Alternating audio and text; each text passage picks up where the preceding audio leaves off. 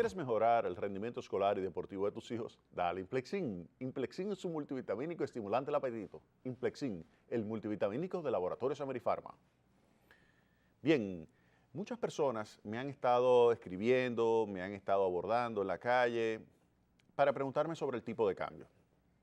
Me dicen, bueno, Jaime, ¿qué tú crees que va a suceder de aquí a final de año con el tipo de cambio? Hemos visto que ha subido, que está fuera de control. Yo les dije, mira, no, la realidad es que va a quedar el tipo de cambio muy cercano a lo que nosotros pronosticamos acá en Tecnopol en febrero.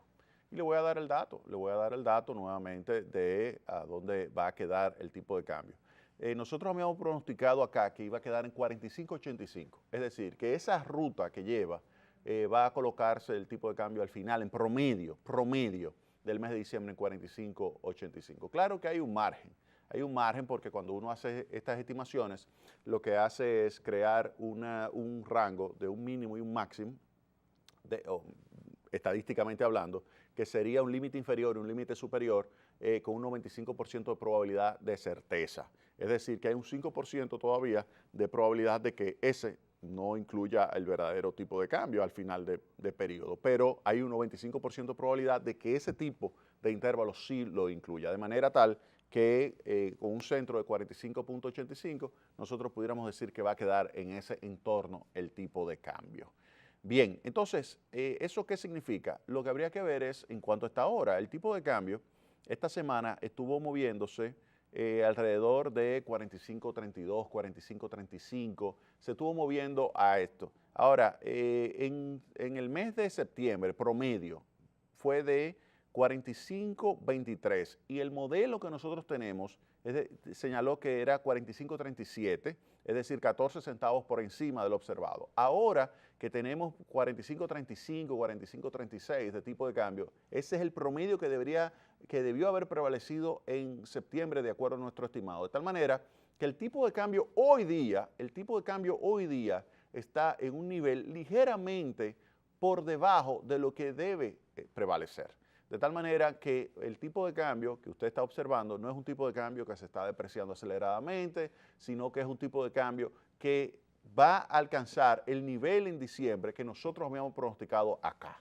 O sea que ya por varios años consecutivamente hemos estado señalando un pronóstico de tipo de cambio que es el más acertado que usted puede encontrar ahora mismo. Incluso es más acertado que el tipo de cambio que se incluye en el presupuesto. En el presupuesto se decía que iba a quedar por encima de 46 pesos por uno. Nosotros señalamos que era 45.85 y ustedes verán que va a quedar en ese entorno en el mes de diciembre. Ahora, ¿cómo se logra esa estabilidad? Fíjense, esto implica, si uno compara diciembre contra diciembre, promedio, estaríamos hablando de que esto representa una depreciación de 3.6% por debajo del 4% que algunas personas estuvieron estimando por el hecho de que la economía en los últimos años había estado depreciando el tipo de cambio de alrededor del 4%. Nosotros dijimos, no, este año va a ser 3.6 por el hecho de la reducción de los precios internacionales de los combustibles que le quitaba presión al mercado cambiario. Pues efectivamente, ahí nosotros estamos pronosticando 3.6 y eso es lo que más probablemente suceda para este año. Ahora, ¿cómo se ha logrado esto?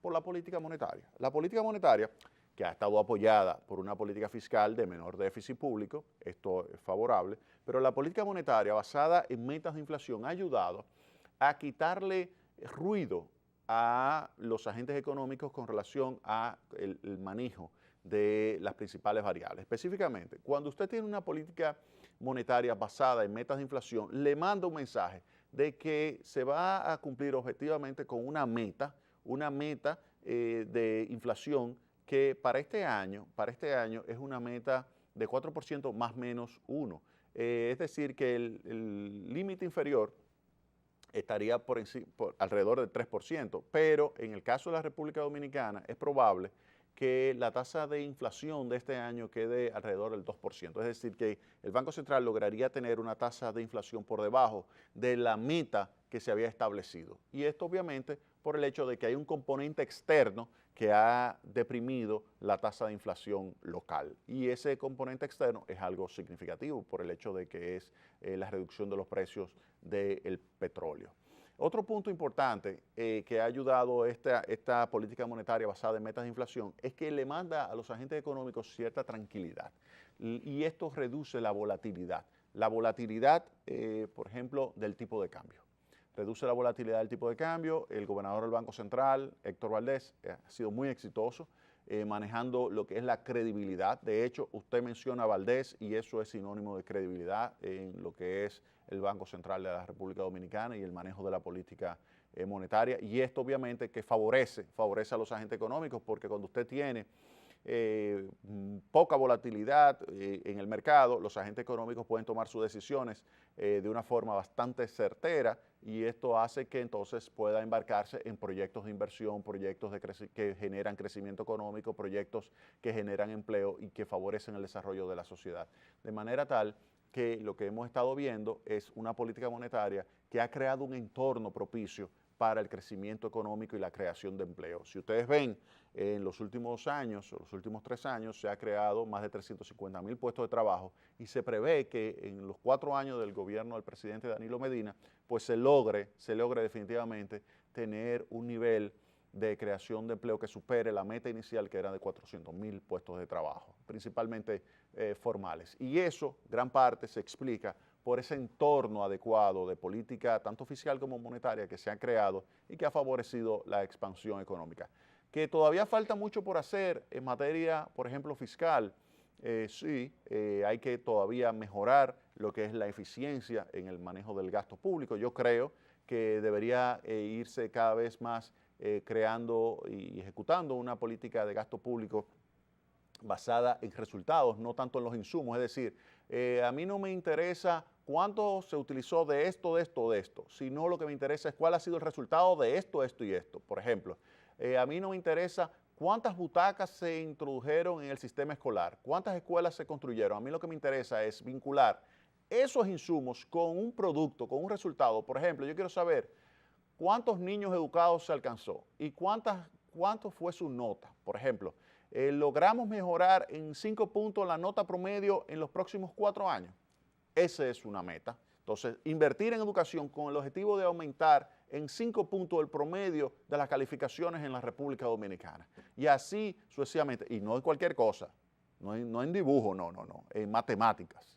O sea, vamos a mejorar el nivel de matemáticas. Vamos a mejorar y a ponerlo como una meta que la inversión que se está realizando en educación pública es para mejorar el nivel promedio de las calificaciones de los estudiantes en matemáticas. Entonces, eso es vincular el presupuesto a unos resultados. Eso es lo que se debería hacer en la República Dominicana. Por eso digo que falta todavía mucho por hacer, muchísimo, y hay que continuar con el buen manejo presupuestario a nivel macro, que es lo que se ha ido logrando, y afinarlo entonces para que esto tenga un mayor impacto económico, el multiplicador sea mayor y esto cree pues mejores condiciones de vida para todos los dominicanos. Vámonos a la pausa.